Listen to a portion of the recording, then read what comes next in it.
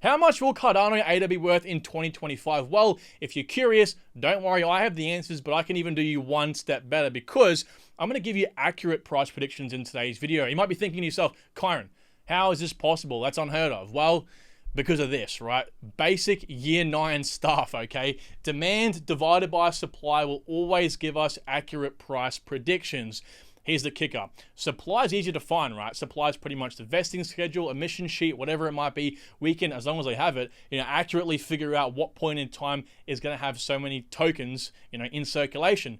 Demand is the hard bugger. This is going to be hard because we kind of have to look at previous metrics and kind of figure out how far that snowball will grow in that point in time, okay? It's pretty much like looking through a crystal ball, but if you're meticulous enough, considering there's no, large external, variables, we can kind of accurately predict that, okay? At least get a minimum and a maximum, and that's what I'm going to do today, okay? So let's talk a little bit about the current stats for Cardano. So right now, it's trading at about 44 cents per token. The all-time low was way back when it actually first launched in 2017 at about 1.7 cents, and that was about a 25x down from where we are right now. So anyone that got in then, congratulations, okay? Now, the previous bull market, its all-time high was at $3.09, which is a 7x difference between here and there. Now, I want to say for the record, that obviously isn't that great, but, it's very important when you're looking at these large charts to zoom in sometimes because this right here, this little trough, this was about half. It was about 23 cents. So, every single cent counts when you're investing, guys. It can save you thousands of dollars. So if you're looking to invest in any project, just remember, take those days when the markets are red. Now let's extrapolate this data, okay? So in 2018, the bull market, what were the stats? So the demand was at $26.1 billion. Supply was 25.9 billion tokens, and fast forwarding to 2021, this number surged gigantically.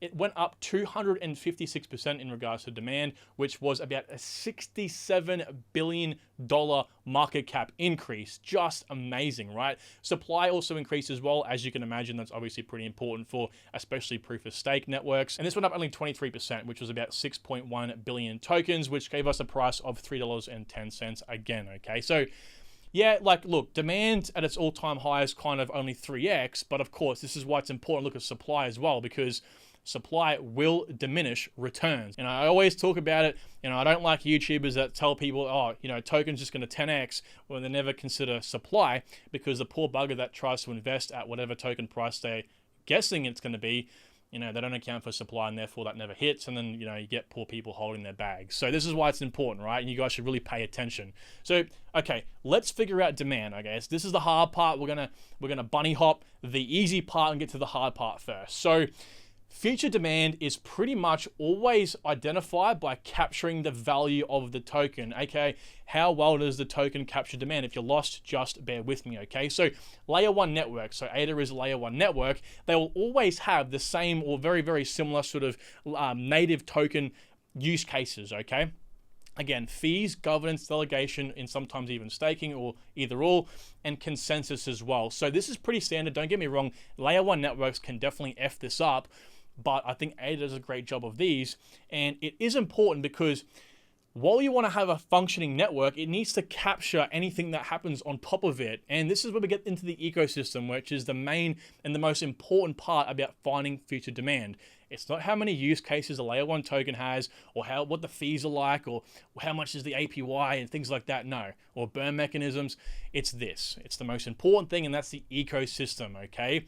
So get this. The better the ecosystem, the better the value capture, and therefore the more demand, and therefore the higher the market cap, okay? So obviously this is all considering that the standard use cases, which are these things, are adhered to. If these are lacking, if these are horrible, and this gets built, well, there's going to be no value capture anyway, therefore no demand. It will diminish the project over time, I can guarantee you that, okay? So considering the ecosystem is the most important part, let's look into it, okay? So there's over 2,000 projects currently on ADA right now. The ones you can see behind me are only the utility ones, not the NFT ones, okay?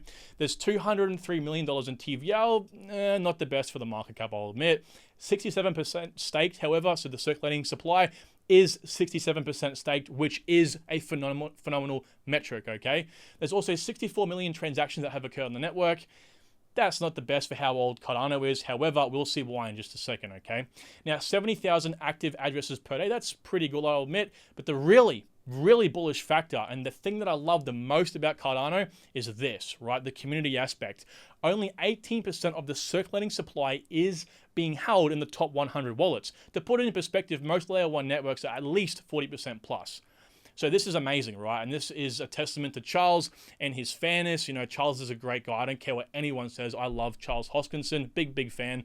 And so he's a big advocate of community first, okay? Now, when we're talking volume compared to market cap, it's a 36-to-1 ratio. That's not that great, but we can kind of attribute that to the bear market situation, okay? So, right, the ecosystem is the most important thing, but what creates the ecosystem? Well, the developers do, right? Third-party developers. Now, this might be familiar to some of you guys who are channel OGs. This is the layer 1 flywheel. This is so important to understand, okay? So, as the token gets created, you guys can't obviously see the other half of it. The investors come on board, create some token utilities, token demand rather. Over here, you get nodes and validators actually creating the infrastructure, and then it's time to actually create the applications or the juice of the network, which is where third-party developers come in. They want to provide their capital. They want to actually create applications on this network, which will create, again, applications for the end users, providing even more utility. Again, utility, this is above and beyond the native token itself, which will obviously create the community getting stronger and stronger, and so on. The flywheel goes around, okay? So this part is important. If a project skips this part and tries to focus on the community and then worries about this later, it will eventually die out. The project will asymptote and obviously die, okay? So it is very important, again, to consider this. It's actually so important that you'll see most cryptocurrencies go ahead and have these huge ecosystem funding rounds, $200 million, $500 million, to incentivize developers to come on and build their applications strictly on their network, okay? Now, let's take a look at some stats, right? Again, very important to find these things. So Cardano has the 11th largest amount of full-time developers, 163, I'll admit. 11th largest technically sounds the best. It's not amazing. It's still quite good, don't get me wrong. Now, the monthly active devs are 465, not too bad. The total Cardano commits 1.8 million. This is about mid-range, okay? And the repos, whatever, 1,200. So the real bullish thing, and that's kind of what I was saying in the previous slide, was all that considered, get this, the smart contract use cases, right? The ecosystem has only been around since September 13th, 2021, meaning we're about 1.7 years since the inception of the ecosystem, since the Basho upgrade. Crazy. Some projects haven't done that since inception, 3+ years. Now, some more really bullish, important things to consider for 2025, the year of institutional demand, or at least the start, okay? External plus internal demand, okay? Again, we've kind of spoken about internal ecosystem demand, but external is where the real value capture will actually come from, okay? We're talking trillions, multi-billions of dollars being transacted from, corporations, businesses, and also from nations as well, okay? So Emergo is, and IOHK, or input-output, is 2 of the 3 sort of partners of the Cardano ecosystem, right? If we pop up right now, you'll see the distribution chart. You'll see it mostly went to the community, but also there's 3 partners, okay? So the other one was the Cardano Foundation as well. And so they got given some tokens, and they're just different aspects of the network, right? So Emergo actually had a $200 million funding round, and they're a for-profit partner of Cardano. They're the for-profit entity, and they focus on the commercial side of things, right? Commercial opportunities. And this is things like finance, supply chain, retail, IoT, and more. Again, they're attracting the external big players, which we really have to consider moving into 2025, especially for your long-term investors like myself, for 2029, the projects dedicating time and money into focusing on external demand will see the best result in the long term, because they'll be adopted by, again, entities pushing around trillions or multi-billions every year, okay? So IOHK, again, was actually co-founded by Charles, and it focuses on more of the tech side of things. I didn't mention the foundation because the foundation does a bit of everything, but again, so IOHK had a $20 million funding round to actually benefit the dApps and the side chains, as well as other Cardano adopters as well. This was about 2 years old, so the news is a bit old for this, but I thought it was important to bring it in there just to give you guys some kind of idea of where demand can kind of be pulled from and why it's important to look at the different aspects, right? So again, look, the thing is, I could be here all day talking about the different types of value capture and where it can come from and all the different metrics. So I did decide to cap it at just these 4 things. But I wanted to just throw this in here for just a bit of extra content, right? So market dominance metrics is quite important because take a look at this. If we go back here and look at the sort of period between 2017 or 2018 to the previous bull market, we can see that Cardano had about a 0.58% market dominance, which pretty much means it had 0.58% of the entire crypto industry's market share, okay? Which is quite considerable, I'll admit, but it definitely outshines it now. Look at this, almost 3x up at 1.23% since pretty much the 2021 bull market till now. I'm not kind of accounting for this obscure point here, but you guys can obviously see, Cardano definitely is a community favorite, right? Okay, so we kind of have an idea of demand, right? We can go, okay, there's big things happening for Cardano in the future, but what about the other side of things? What about supply, right? So the good thing is Cardano has a fixed supply of 45 billion tokens, okay? That's a bit less than obviously Hedera, with 0% inflation beyond when all of these tokens are in circulation. Obviously, until that happens, there will be inflation, okay?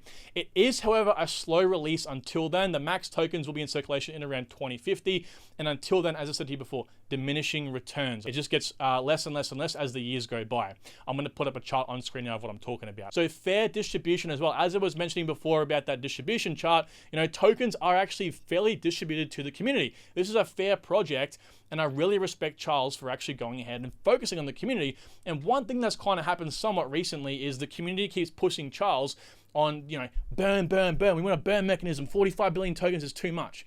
But guys, you got to consider that Charles knows where he's taking this project. 45 billion tokens is going to get eaten up quick smart, okay? It just will, right? So you don't want to have a burn mechanism that eventually in the next 30, 50 years, again, the circulating supply is actually going to be completely released in 2050.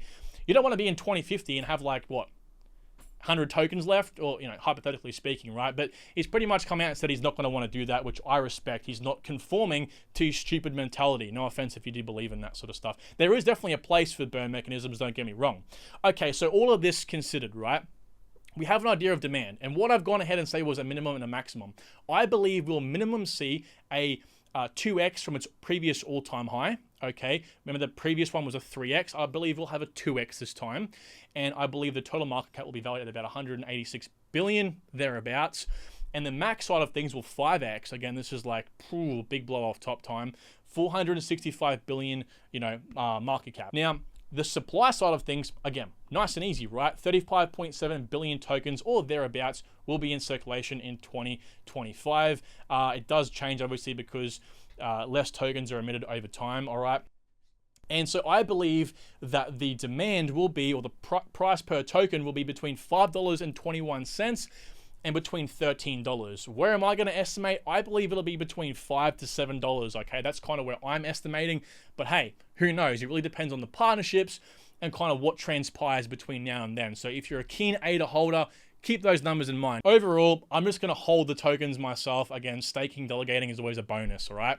So if you do want to learn more about Cardano, please let me know down below. I'd love to make more videos on this project. I'd love to actually break them down in more detail, not just talk about the token price. And with that said, the 2 videos on screen now should hopefully be able to satisfy your needs onto what you want to watch next. And with that said, guys, take care. Talk to you all soon.